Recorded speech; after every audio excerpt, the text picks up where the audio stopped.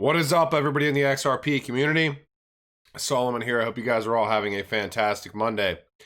I said yesterday if there was news today, I would certainly present it. And we do have some very large pieces of news, but first and foremost, I'm sure you've seen multiple videos on this. Maybe I wanted to present something a little bit different, but Bitcoin did wick above all-time high and break all-time high today.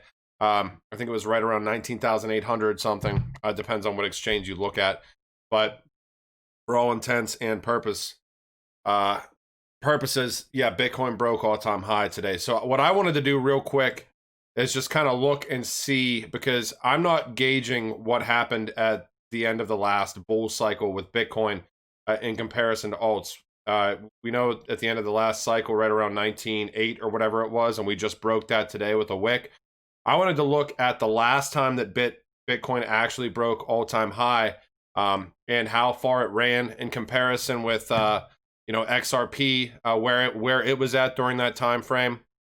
And then again, I'm just going to touch base on that real quick. There was some pretty big pieces of news that came out today, and there's also a webinar that's coming out that has very much to do with the European Union, and from everything that I've seen with the Interledger protocol. So, all right, Bitcoin, we could see prior to the last bull run, it's like the 25th of November in 2013, touched an all-time high of $1,146, give or take. I'm not going to get exact here.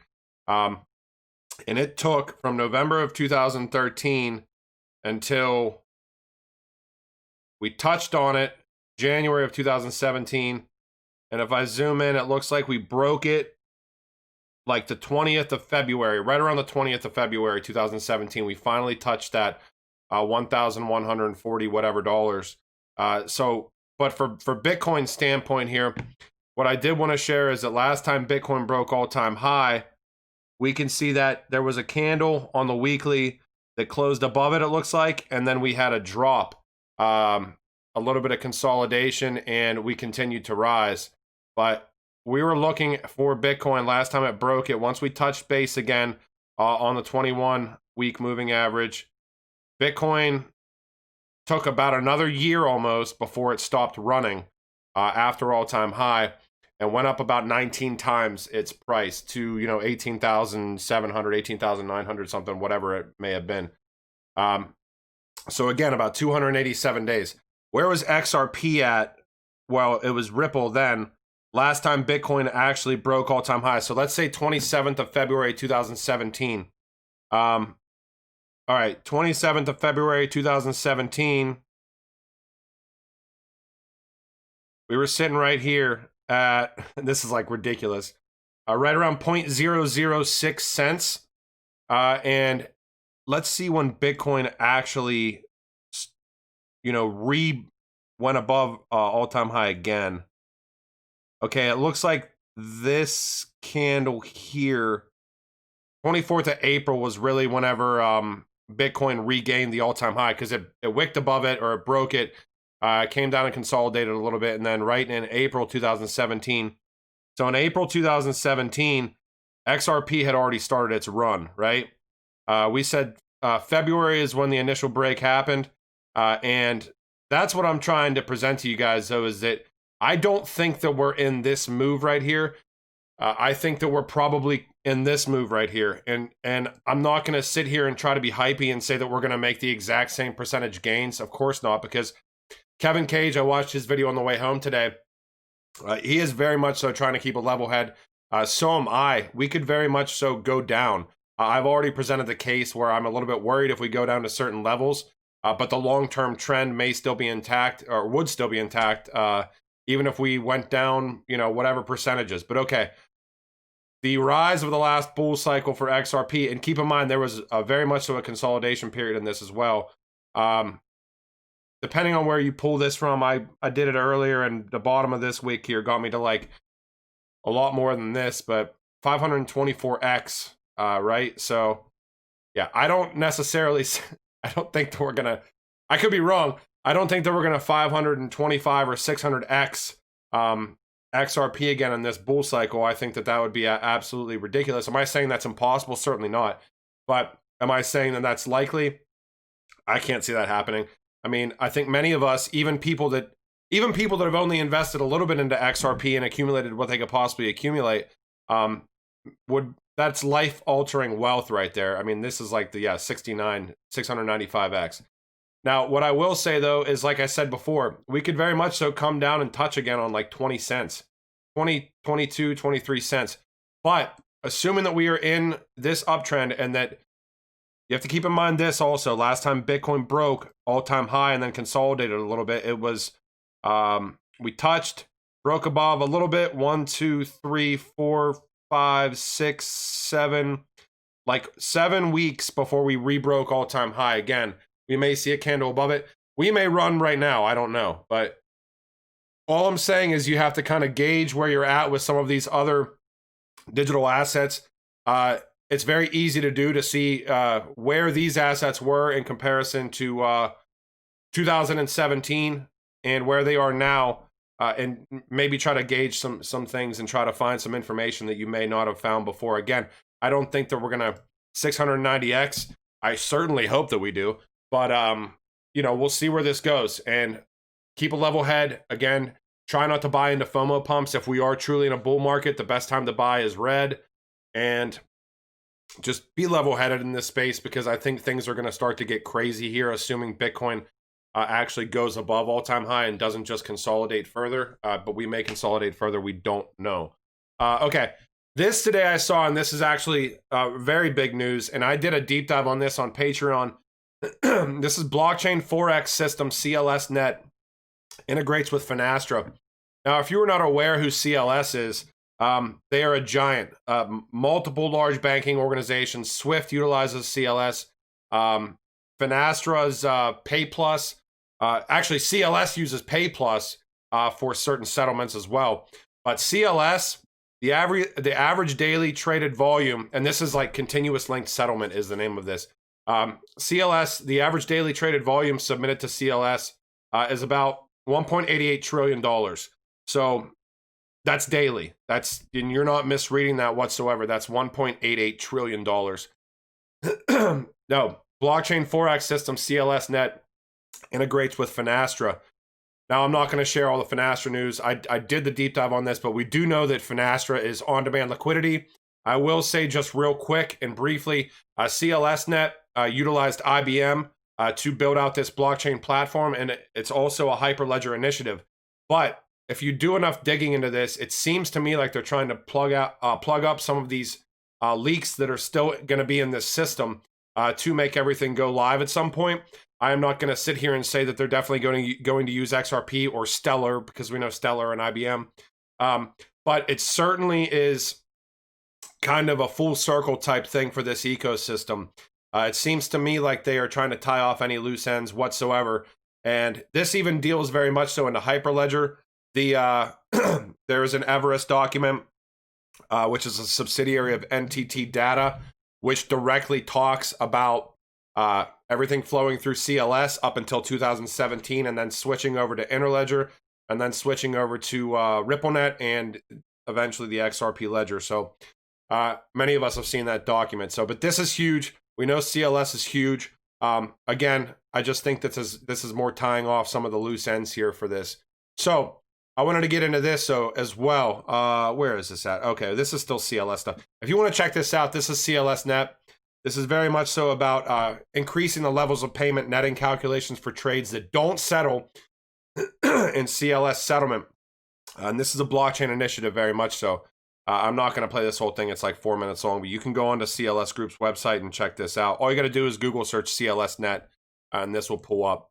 All right, so this today came out, and this is Russia's Sberbank gears up to establish platform for buying digital financial assets. Now, this is an actual report coming out of Russia. This is the head of Sberbank, German Gref, I'm pronouncing that wrong and I apologize, said that the company wants to bring them to the market a blockchain platform for working with a new class of assets, and is also considering the possibility of issuing its digital currency Sbercoin. Now, if you pay attention, you've been here long enough. MoneyRebel is a platform that has implemented cross-border transfers with Ripple. I found this in like 2019. appears to support Bitstamp, which is on-demand liquidity, XRP, XRapid, or now it's just ODL.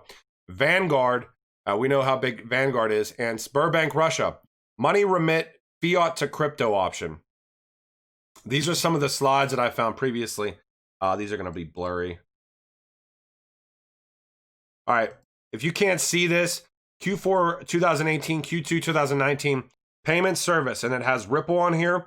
It has information messaging through Swift and payment transactions through Swift. Now, it also all-in-one mobile application. It talks about Sberbank account. It talks about crypto wallet, Bitstamp exchange, and Vanguard account.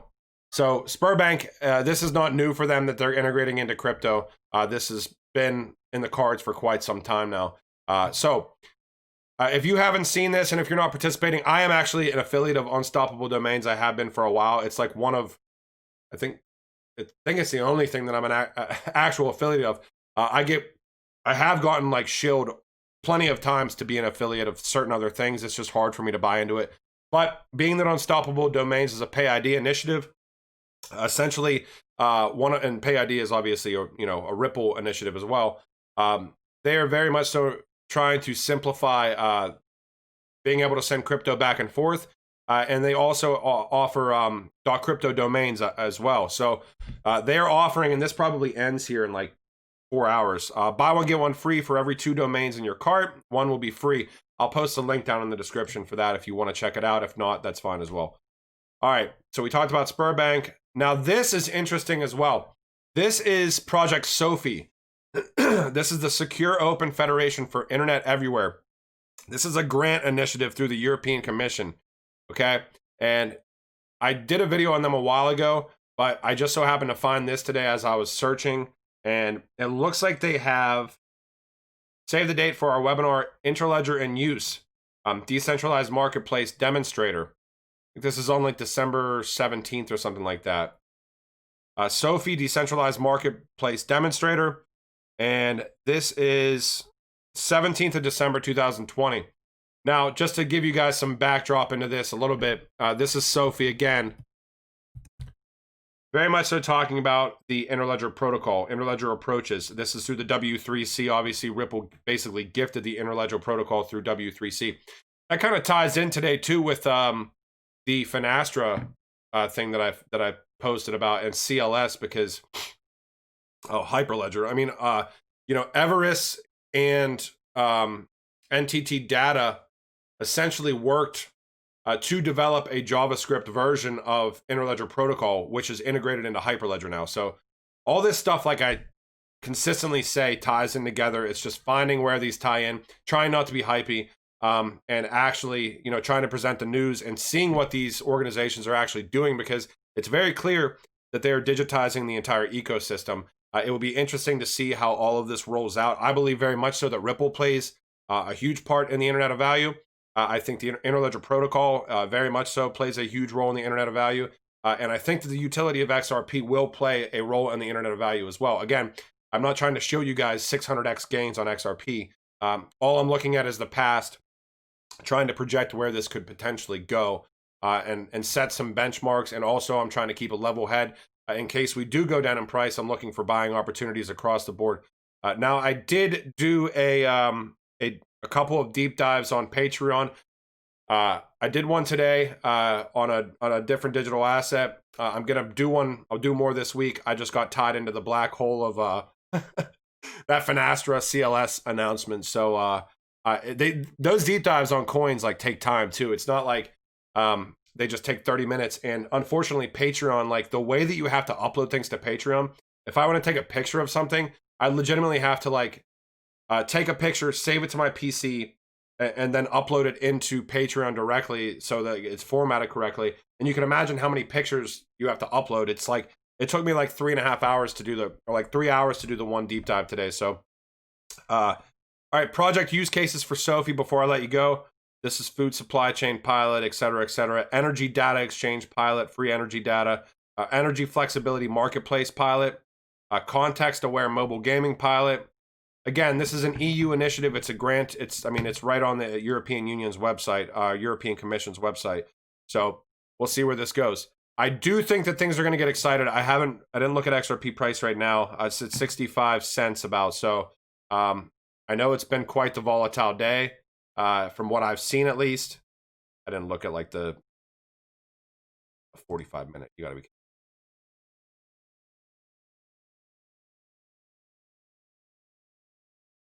So yeah, we've been up and down here, but I mean, interesting to see. Okay, so never mind. I hope you guys enjoyed this video. You know, as you can also see on some of these charts before I let you go. Sorry, I'm rambling now. These moving averages tend to support these uptrends very much so. I'm trying to look for other digital assets that kind of mirror these. We can see very much so that the 21-week in Bitcoin's last bull run, we never really broke through. Now, when we did break through and touch base on the 50, that's when we started our bear market, right? So you have to, like, these are very simple things to watch too. XRP, a similar thing. Now with XRP, during the uptrend in 2017, which we may be in or beginning to be in, we never broke below the 21-week, right? But then right before we had the second leg, we had a consolidation period, touched base on the 50, and then broke off again once we held support on the 21. So I'm interested to see where this goes. You can do this with a good amount of digital assets, assuming that there's long-term data for them. So, you know, that's something that I'm definitely looking out for. There's a couple that have been around for a while that are very interesting right now. Maybe I'll present based on that as well. So, okay. Sorry for rambling. I hope you guys had a good evening, morning, afternoon, wherever you're at in the world. Excited to see where this week takes us. If it's up, and be prepared and keep a level head. And if it's down, don't get negative. We know why we're in this space. We know what's going to happen in the future here. It's just a matter of time.